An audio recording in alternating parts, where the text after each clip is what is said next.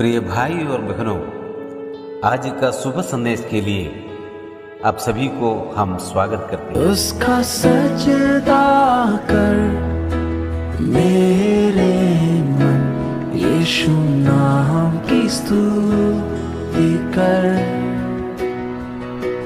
पहले से बढ़कर मेरे मन, यीशु नाम की स्तुति कर। सूर्य उगा, एक नया दिन आया, फिर आया समय तेरा गीत गाऊं। चाहे जो भी हो और होता रहे, अब गाता रहूंगा जब तक शाम हो जाए। आज का संदेश प्रभु के दास एन जगू सोरठ से बांटा जाएगा। प्रार्थना के साथ सुनिए। शुभ संदेश को सुनने वाले हमारे प्यारे भाइयों बहनों, आप सबको मसीह यीशु में प्रेमी सलाम। सुबह के अध्ययन के लिए हम यूहन्ना के सुसमाचार 20 अध्याय 19 से लेकर हम 23 कलम तक पढ़ेंगे। Book of John chapter 20 verse 19 to 23। उसी दिन जो सप्ताह के पहला दिन था, संध्या के समय, जो वहाँ के द्वार जहाँ हम चेले थे, यहूदियों के डर के मारे बंद थे। तब यीशु आया और उनके बीच में खड़ा होकर उनसे कहा, तुम्हें शांति मिले। और यह कहकर उसने अपने हाथ और अपना पंजर उनको दिखाया। तब चेले प्रभु को देखकर आनंदित हुए। यीशु ने फिर उनसे कहा, तुम्हें शांति मिले। जैसे पिता ने मुझे भेजा है, वैसे ही मैं भी तुम्हें भेजता हूँ। यह कहकर उसने उन पर फूंका और उनसे कहा, पवित्र आत्मा लो। जिनके पाप तुम क्षमा करो, वह उनके लिए क्षमा किया गए है। जिनके तुम रखो, वे रखे गए हैं। पढ़े हुए वचन के ऊपर प्रभु बहुतायत आशीष दे। प्यारो, हम सोचने से और हमारी बुद्धि की परे है। यहाँ शिष्यों की भयभीत होकर, द्वार बंद होकर, शिष्य लोग कमरे के अंदर डर के मारे बैठे हैं। इतना डर है, हम जानते हैं, क्योंकि यहूदी इतना क्रूर मृत्यु प्रभु को दिया और उनके चेलों के ऊपर इतना उपद्रव करने को तैयार है। और इनकी भविष्य क्या होगा, और अगर उनके नज़र में ये लोग गिरा तो क्या ही दुखपूर्ण अंत होगा। ऐसे सोचकर प्रिय शिष्य लोग एक जगह पे इकट्ठा हुआ। मुझको बहुत आनंद लगा कि ये लोग बिखरे हुए, तितर फितर हुआ नहीं। प्रभु के मृत्यु के बाद प्रिय शिष्य लोग एक कमरे में रहते हैं और शायद लोग प्रार्थना भी करता होगा और सोच कर बैठा होगा। प्रभु उनके साथ थे। उस समय कितने आनंद की बात है। प्रभु के हर एक अद्भुत और चमत्कारिक कार्य ये लोगों के याद में आया होगा और प्रभु ने किए हुए वायदों पर और वचन पर, उनके संदेश पर लोग विश्वासी और ये शिष्य लोग सोचते रहते होगा। लेकिन हम पढ़ते हैं हफ्ता के पहले दिन, और शायद लोगों का मन में प्रभु के ये भी वायदा और प्रतिज्ञा याद आया होगा कि मैं तीसरा दिन जी उठूँगा, वो भी हफ्ते के पहला दिन। शायद प्रभु ऐसा भी जी उठने की संभावना है, ये भी उनके मन में आया होगा। और ये कुल मिला के इस तरह की भयभीत के बीच में हम पढ़ते हैं, प्रभु उनके बीच में खड़ा होकर उनसे कहा, तुम्हें शांति मिले। कितनी आनंद, कितनी आश्चर्यजनक, कितनी अद्भुत, कितनी आनंदमय एक अवसर है। हम ऐसे पढ़ते हैं, प्रभु को देखकर शिष्य चेले आनंदित हुआ। प्यारे, ये आनंद जब हम सोचते हैं, ये अत्यंत आनंद है। क्योंकि सोचो, हमारे कोई प्रिय है, बहुत प्यारे हैं, हमारे से मृत्यु के द्वारा निकल गए और वो भी क्रूर मृत्यु अकस्मात जैसे हुई, और वही व्यक्ति कुछ दिन के अंदर हमारे सामने आ रहे, हम उनको दिखाई पड़ते हैं, हमारी ओर प्रकट हो रहे, जिंदा रहते हैं, तो कितनी अद्भुत होगा, कितनी आश्चर्य होगा। इसी आश्चर्य, इसी आनंद शिष्यों के जीवन में सचमुच में आया, क्योंकि प्रभु जिंदा है, प्रभु जीवित है। और इसका विश्वास को और इनका उस आशा को और दृढ़ करने वाले हैं।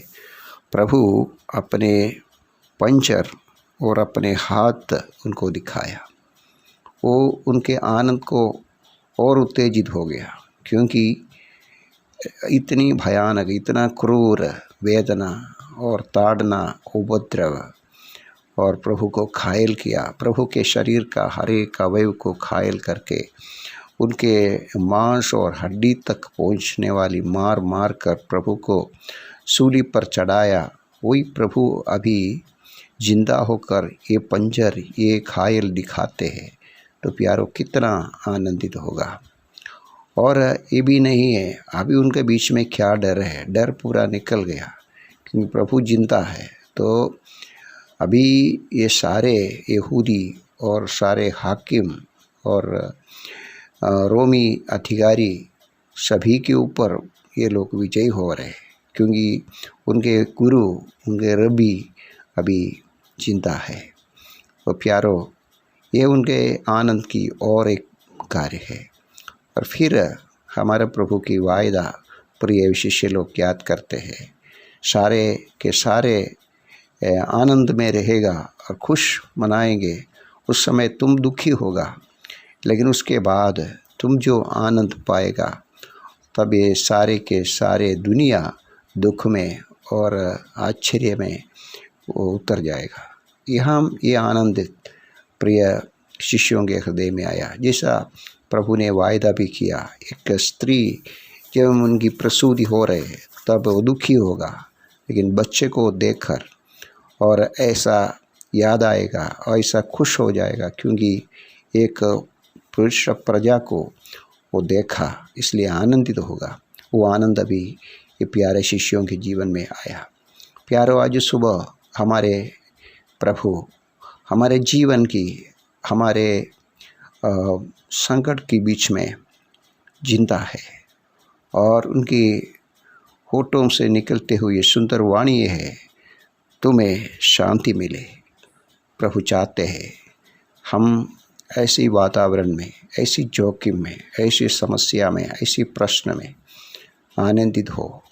और ऐसे आनंद है, प्रभु ने बताया, दुनिया देता नहीं, दुनिया से ये आनंद नहीं मिलते हैं। अभी शिष्य लोग अनुभव करते हुए आनंद, वो देखते उनके प्रभु जिंदा है, जीवित प्रभु है, जीवित परमेश्वर है, और चमत्कार करने वाले अद्भुत महान परमेश्वर है। और बंद हुए दरवाजे को उसके अंदर प्रवेश करने को, कहाँ भी वो रहे वहाँ आने के लिए अभी प्रभु आत्मा में और महिमा में है। इसलिए प्रिय शिष्य लोग बहुत आनंदित हुआ, उनका आनंद अभी रुक नहीं सकते हैं। प्रभु की शब्द दूसरी बार 21 कलम में पढ़ते यीशु ने फिर उनसे कहा, तुम्हें शांति मिले। जैसा पिता ने मुझे भेजा, वैसा ही मैं भी तुम्हें भेजता हूँ। प्यारो, हमारी प्रभु की जो उद्देश्य है, ये दुनिया में आने का कारण, अपने शिष्यों को बुलाने के कारण, हर समय प्रभु की उद्देश्य ये है, शिष्य अपने काम में लगे रहे। प्रभु इस धरती में शांति लाने के लिए अपने जीवन को बलिदान किया।